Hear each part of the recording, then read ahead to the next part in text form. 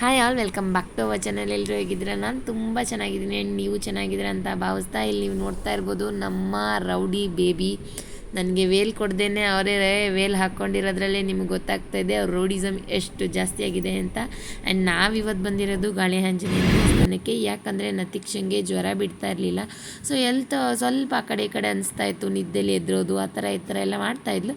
So ಹಾಗಾಗಿ ನಾವು ಈ ದೇವಸ್ಥಾನಕ್ಕೆ ಫೈನಲಿ ಹೋಗಲೇಬೇಕು, ಅವಳಿಗೆ ತಾಯ್ತ ಹಾಕಿಸ್ಲೇಬೇಕು ಅಂತ ಅಂದ್ಕೊಂಡು ಬಂದಿದ್ದಾಯಿತು. ಆ್ಯಂಡ್ ನಮ್ಮ ಜೊತೆ ನಿಮಗೂ ದರ್ಶನನ ತೋರಿಸ್ತೀನಿ. ಇಲ್ಲಿ ಫೋಟೋಗ್ರಫಿ ಅಲೋ ಇಲ್ಲ, ಬಟ್ ಆದ್ರೂ ಒಂದು ನಮ್ಮ ಪುನೀತ್ ಅವರ ಬುದ್ಧಿವಂತಿಕೆಯಿಂದ ಇಲ್ಲಿ ನಿಮಗೆ ದರ್ಶನ ಅಂತೂ ಆಯಿತು. ಆ್ಯಂಡ್ ತುಂಬ ಚೆನ್ನಾಗಿತ್ತು ಅಂತಲೇ ಹೇಳ್ಬೋದು. ಆ್ಯಂಡ್ ಬೆಳಗ್ಗೆ ಬೇಗ ಎದ್ದು ಡಿಂಪನನ್ನು ರೆಡಿ ಮಾಡಿ ಸ್ಕೂಲಿಗೆ ಬಿಟ್ಟು ಆಮೇಲೆ ನಾವು ದೇವಸ್ಥಾನದ ಕಡೆ ಬಂದಿದ್ದು. ಸತ್ಯನಾರಾಯಣ ಸ್ವಾಮಿಗಳು ಎಷ್ಟು ಮುದ್ದಾಗಿ ಕಾಣಿಸ್ತಾ ಇದ್ದಾರಲ್ವ, ಸಖತ್ ಚೆನ್ನಾಗಿತ್ತು. ಆ್ಯಂಡ್ ನಾವು ಬರೋ ಟೈಮಿಗೆ ಮಹಾಮಂಗಳಾರತಿ ಟೈಮ್ ಕೂಡ ಆಗಿತ್ತು. ಆ್ಯಂಡ್ ಸ್ವಲ್ಪ ಹೊತ್ತು ಒಂದು ಹಾಫ್ ಆನ್ ಅವರ್ ವೆಯ್ಟ್ ಮಾಡಿದ್ವಿ. ಅದಾದಮೇಲೆ ದರ್ಶನ ಅಂತೂ ತುಂಬ ಚೆನ್ನಾಗಿತ್ತು, ಕಣ್ಣು ತುಂಬಂತು ಅಂತಲೇ ಹೇಳ್ಬೋದು. ನೀವು ನೋಡ್ತಾ ಇದ್ದೀರಲ್ವಾ, ನಿಮಗೂ ಕೂಡ ಎಲ್ರಿಗೂ ಆಯುಸ್ಸು, ಆರೋಗ್ಯ, ಅಷ್ಟೈಶ್ವರ್ಯ, ಜ್ಞಾನ, ವಿದ್ಯೆ, ಬುದ್ಧಿ, ಸಂಪತ್ತು ಎಲ್ಲ ಕೊಟ್ಟು ಕಾಪಾಡಲಿ. ಮಹಾಮಂಗಳಾರತಿ ಆಗ್ತಾಯಿದೆ, ನೋಡೋಕ್ಕೂ ತುಂಬ ಖುಷಿ ಅನ್ನಿಸ್ತಾ ಇತ್ತು. ಆ್ಯಂಡ್ ಅದಾದಮೇಲೆ ನಾವು ಮನೆ ಕಡೆ ಹೊರಟ್ವಿ. ಇಲ್ಲ ಆಚೆ ಸ್ಟ್ಯಾಚು ಇದೆಯಲ್ಲ, ಇಲ್ಲಿ ಒಂದಿಷ್ಟು ಫೋಟೋಸು ವೀಡಿಯೋಸು ಎಲ್ಲ ತಕ್ಕೊಂಡ್ವಿ. ಇಲ್ಲಿ ಕಣ್ಣು ಬಿಡೋಕ್ಕೂ ಆಗ್ತಿರ್ಲಿಲ್ಲ. ಇನ್ನು ಜಸ್ಟ್ 9:30 ಆಗಿತ್ತು ಅಷ್ಟೇ ಅನಿಸುತ್ತೆ ಫ್ರೆಂಡ್ಸ್. ಅಷ್ಟು ಬಿಸಿಲಿತ್ತು, ನಡೆಯೋಕ್ಕೆ ಕೂಡ ಆಗ್ತಾ ಇರಲಿಲ್ಲ. ಪಾಪ ನಮ್ಮ ನತೀಕ್ಷಾ ಒಂದೆರಡು ಕಡೆ ಕಾಲು ಬೇರೆ ಸುಟ್ಟಂಗಾಯಿತು. ಪಾಪ ಅದು ತುಂಬ ಹತ್ಬಿಡ್ತು. ಸಖತ್ತು ಹೊಟ್ಟೆ ಹುರಿದ್ಬಿಡ್ತಾಯಿತ್ತಾ, ಯಾಕೆ ಇವಳಿಗೆ ಈ ಥರ ಆಗ್ತಾಯಿದೆ ಅಂತ. ಆ್ಯಂಡ್ ಮುಖ ನೋಡ್ತಾ ಇರ್ಬೋದು ನೀವು. ಏನೈತಮ್ಮ ಅಲ್ಲಿ? ಏನದು? ಇಲಿ? ಏನು ನಿಂತ್ಕೊಂಡೋಯ್ತು ಇಲಿ? ಏನು ಕರ್ಕೊಂಡೋಯ್ತಮ್ಮ? ಏನಮ್ಮ ಅದು? ಕ್ಯಾಟಿ ಏನು ಕರ್ಕೊಂಡೋಯ್ತು?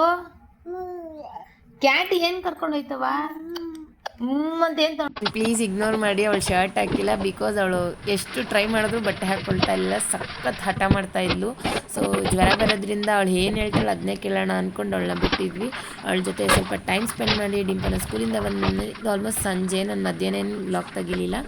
ಆ್ಯಂಡ್ ಅದಾದಮೇಲೆ ಸಾಯಂಕಾಲ ನಾನು ಕೆಲಸ ಮಾಡ್ತಾಯಿದ್ರೆ ಡಿಂಪನಮ್ಮ ನಾನು ಹೆಲ್ಪ್ ಮಾಡ್ತೀನಿ ಅಂತ ನೀವು ನೋಡ್ತಾ ಇದ್ದೀರಲ್ಲ, ನನ್ನ ಪಾತ್ರೆ ಎಲ್ಲ ಉಜ್ಜಿಟ್ಟಿರೋದನ್ನ ಇವಳು ತೊಳೆಯೋದಕ್ಕೆ ಹೆಲ್ಪ್ ಮಾಡ್ತೀನಿ, ಒಂದೊಂದೇ ಕೊಡ್ತೀನಿ ಅಂತ ಹಠ ಮಾಡಿ ಸಿಟ್ಕೊಂಡಿದ್ಲು.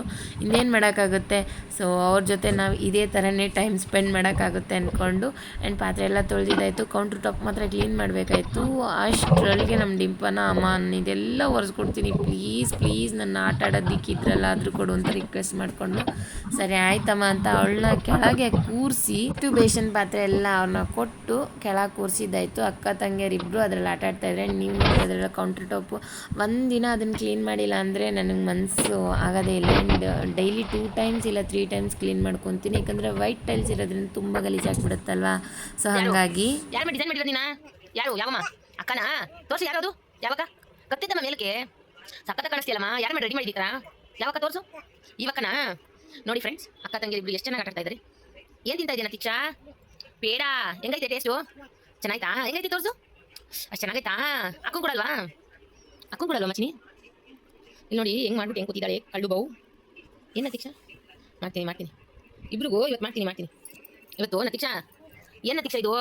ಆ್ಯಂಡ್ ಸಂಜೆ ಸಡನ್ನಾಗಿ ಪ್ಲ್ಯಾನ್ ಆಯಿತು ಮನೆ ದೇವ್ರಿಗೆ ಹೋಗಬೇಕು ಅಂತ. ಆ್ಯಂಡ್ ಮನೆ ದೇವ್ರಿಗೆ ಹೋಗ್ತೀವಿ ಅಂದರೆ ಮಡ್ಲಕ್ಕಿ ಕೊಡಲೇಬೇಕಲ್ವ. ಮಡ್ಲಕ್ಕಿ ಕೊಟ್ಕೊಂಡು ನತಿಕ್ಷಂಗೆ ಮುಡಿ ತಕ್ಕೊಂಡು ಬರೋಣ ಅಂತ ಸಡನ್ ಪ್ಲ್ಯಾನ್ ಆಗಿರೋದ್ರಿಂದ ನಾವಿಲ್ಲಿ ಬಂದಿದ್ದು ಮನ್ಪಸಂದ್ಗೆ ಸ್ಯಾರಿ ತೊಗೊಳಕ್ಕೆ ಅಂತ ಮಕ್ಕಳನ್ನ ಬಿಟ್ಟು ಅಮ್ಮನ ಮನೆಯಲ್ಲಿ ಬಂದ್ವಿ. ಸ್ಯಾರಿನ ಇಲ್ಲಿ ನೀವು ನೋಡ್ತಾ ಇದ್ರಲ್ಲ, ಇದರಲ್ಲೇ ಒಂದು ನಾನು ಸೆಲೆಕ್ಟ್ ಮಾಡಿದೆ. ನತೀಕ್ಷಾ ಗ್ಲಾಸ್ ಮುರಿದಾಕ್ಬಿಟ್ಟಿದ್ಲು ಪುನೀದು, ಅದನ್ನು ರಿಪೇರಿ ಮಾಡಿಸ್ಕೊಂಡು ಮನೆಗೆ ಬಂದಿದ್ದಾಯಿತು. ಆ್ಯಂಡ್ ಮತ್ತೆ ಸಿಗ್ತೀನಿ ನಾನು ಇನ್ನೊಂದು ವ್ಲಾಗಲ್ಲಿ.